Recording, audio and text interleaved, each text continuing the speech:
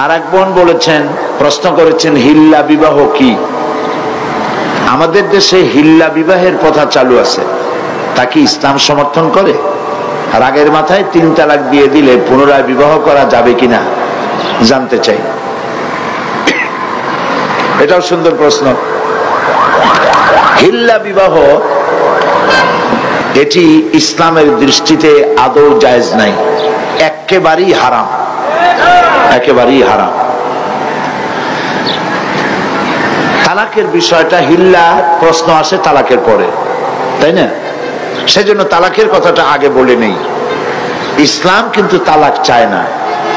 আল্লাহর কাছে সমস্ত বৈধ জিনিসের মধ্যে 2টি বৈধ অত্যন্ত জঘন্য, নিকৃষ্ট। একটি হচ্ছে ভিক্ষাবৃত্তি, আর একটি হচ্ছে তালাক। আল্লাহ পাক আদৌ পছন্দ করেন না। কিন্তু তারপরেও তালাক প্রথাকে ইসলাম তালাকের প্রভিশন রেখেছে। কারণ হতেই পারে এমন যে স্ত্রী শরীয়তের বিধান মানছে না, চরিত্রহীনা হয়ে পড়েছে। তো এই স্ত্রী নিয়ে ঘর গৃহবাস করা স্বামীর জন্য অত্যন্ত দুঃসাধ্য ব্যাপার। আবার এমনও হতে পারে যে স্বামী নপুংসক হয়েছে, পাগল হয়ে গেছে, জালিম। এই স্বামীর ঘর করা স্ত্রীর জন্য মহা সমস্যা। তো ইসলাম তো সকল সমস্যার সমাধান দিতে এসেছে।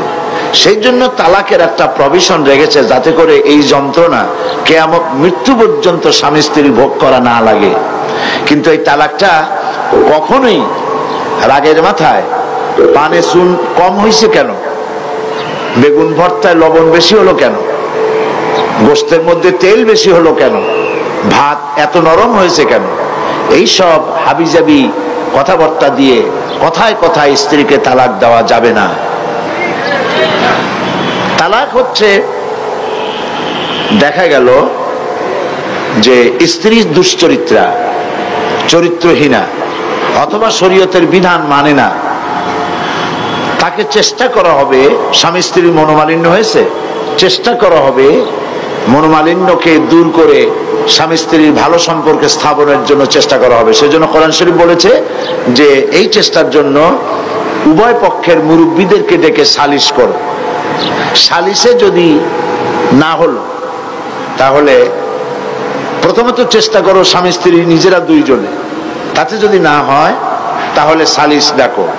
সালিশে যদি না হয় তাহলে 1 তালাক দাও। একসঙ্গে 3 তালাক দিও না, 1 তালাক দাও। 1 তালাক দিয়ে সময় দাও, বিছানাটা আলাদা করে দাও, একসাথে এক বিছানায় থেকো না। 1টা তালাক দিয়ে অপেক্ষা করো, দেখো যে 1 তালাক পাওয়ার পরে স্ত্রী তার চরিত্র সংশোধন করে কিনা, ফিরে আসে কিনা। যদি ফিরে আসে তাহলে 2য় মাসে তাকে তুমি তোমার কাছে ফিরিয়ে নিতে পারো। এ হলো আল্লাহর বিধান। এ বিধান কার? আল্লাহর বিধান। কোরআন শরীফে আল্লাহ পরিষ্কার বলেছেন 2য় মাসে তারে ফিরায় নাও।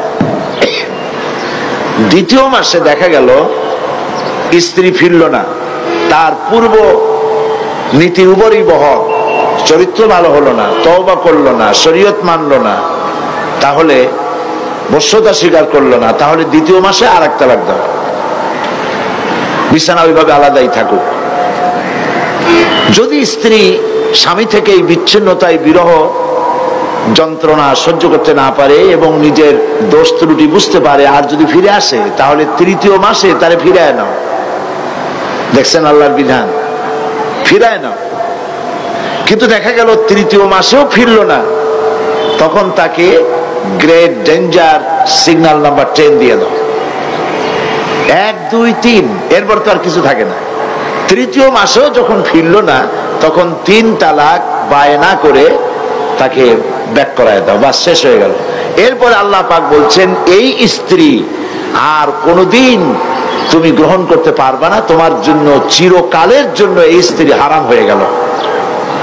হাত্তা তানকিহা জাওজান গায়রাহু, যতক্ষণ পর্যন্ত অন্য পুরুষ সে গ্রহণ না করছে। এইখানে গ্রামের মাতুব্বার সর্দারেরা, মেম্বার চেয়ারম্যানেরা এই আয়াতের এই একটু সুযোগ পাইল যে আরেকটা পুরুষের কাছ থেকে ঘুরে আসলে তবে তো প্রথম স্বামী পাইতে পারে। সেই জন্য তারা হিল্লার ব্যবস্থা করল। সেই হিল্লাটা কি? সেই হিল্লা হলো একটা পুরুষের সঙ্গে কন্ট্যাক্ট করা হলো, চুক্তি, যে তুমি এই মেয়ে লোকটাকে বিয়ে করবা, কিন্তু সাবধান, তাকে টাচ করতে পারবে না, অথবা 3 দিন রাখবা, তারপরে তাকে তালাক দিয়ে দিবা।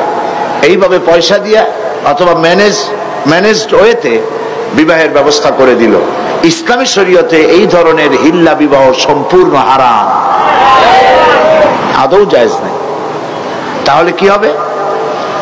হবে এই যে প্রথম স্বামী তালাক দেওয়ার পর স্ত্রী ইদ্যত পালন করবে।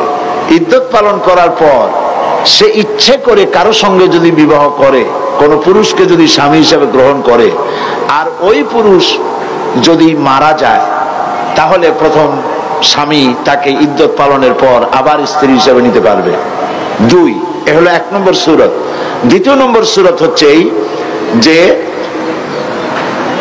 দ্বিতীয় স্বামী বিবাহ করার পর ঘটনা চক্রে যদি দ্বিতীয় স্বামী তাকে তালাক দেয়, কোনো পরিকল্পিত উপায় নয়, চুক্তির ভিত্তিতে নয়, কোনো ঘটনা চক্রে যদি তালাক দেয়, তাহলে প্রথম স্বামী নিতে পারবে।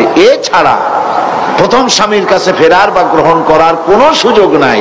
মৃত্যু পর্যন্ত এই স্বামীর জন্য ওই স্ত্রী হারাম হয়ে গেছে।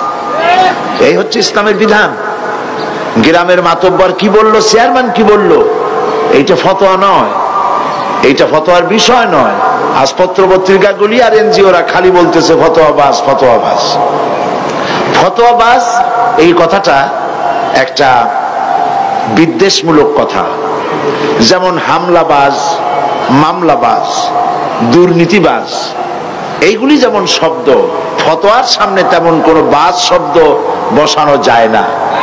যারা ফতোয়াবাজ বলে ওরা নিশ্চয়ই মতলববাজ।